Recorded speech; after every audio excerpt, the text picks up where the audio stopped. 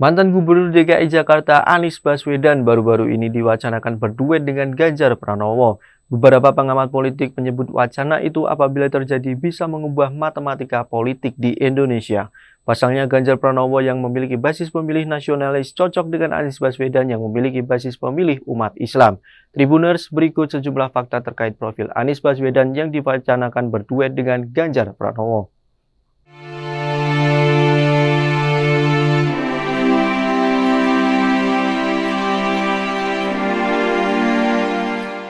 Anies Baswedan dilahirkan di Kuningan, Jawa Barat pada tanggal 7 Mei 1969.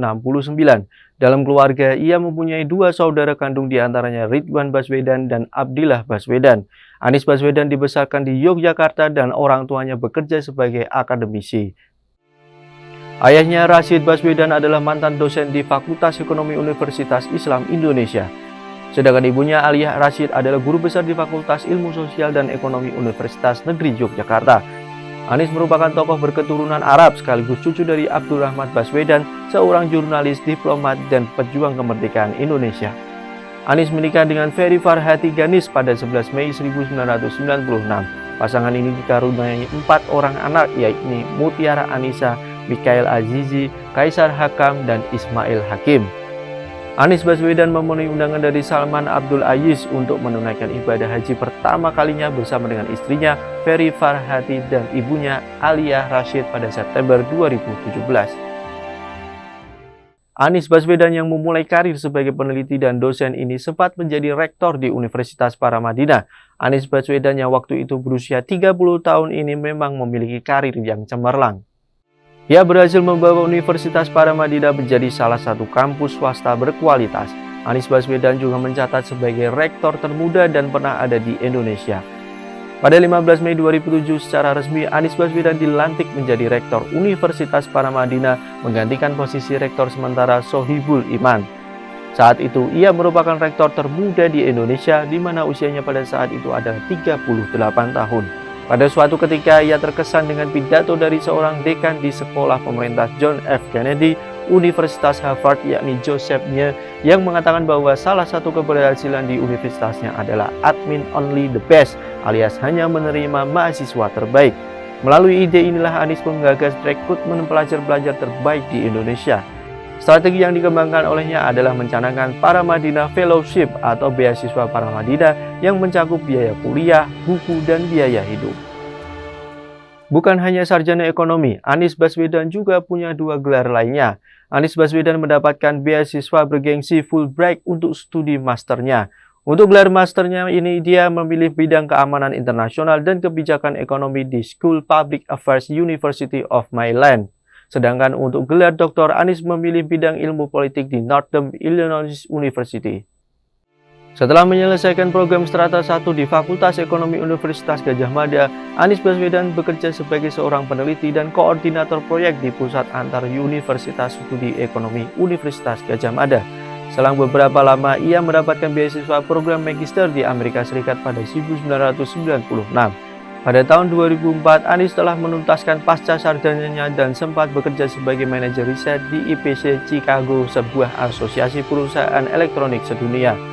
Sebagai seorang independen, Anies Baswedan tergabung dengan Kemitraan Bagi Pembaruan Tata Pemerintahan, yaitu sebuah lembaga non-profit yang berfokus pada reformasi birokrasi di berbagai daerah di Indonesia dengan menekankan kerjasama antara pemerintah dengan sektor sipil.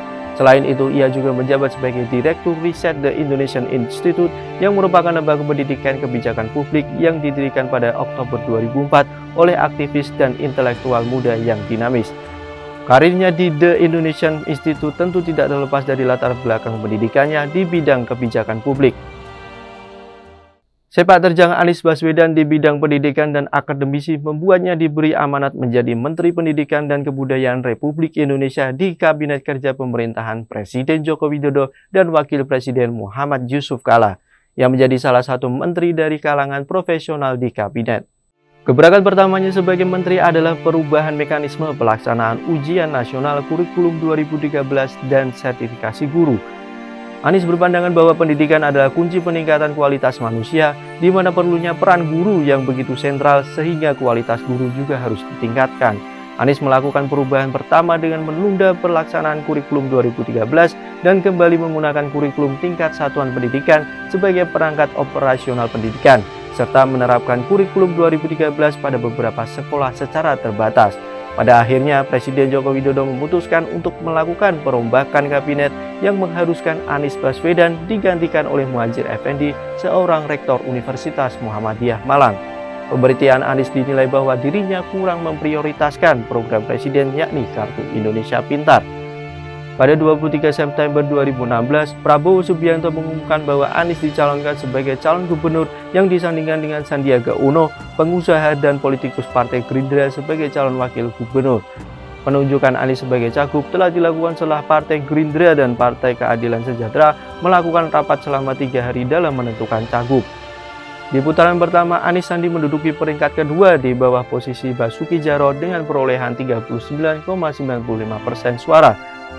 Ketika putaran kedua pilkada, Partai Amanat Nasional dan Partai Persatuan Pembangunan kubu Romahur Muzi dan Jan Farid yang sempat meninggalkan Agus Harimurti Yudhoyono akhirnya memutuskan mendukung pencalonan Anies Sandi. Sampailah pada babak terakhir pilkada, Anies Sandi unggul dengan perolehan 57,96% suara. Pada 16 Oktober 2017, Anies dan Sandi dilantik dan mengangkat sumpah jabatan oleh Presiden Joko Widodo di Istana Merdeka, Jakarta.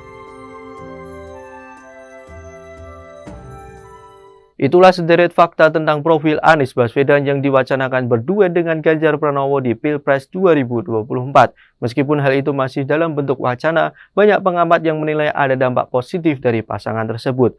Nantikan fakta-fakta lainnya di media sosial Tribun Jateng dan terima kasih atas kebersamaannya. Jangan lupa follow, like, dan subscribe sosial media Tribun Jateng.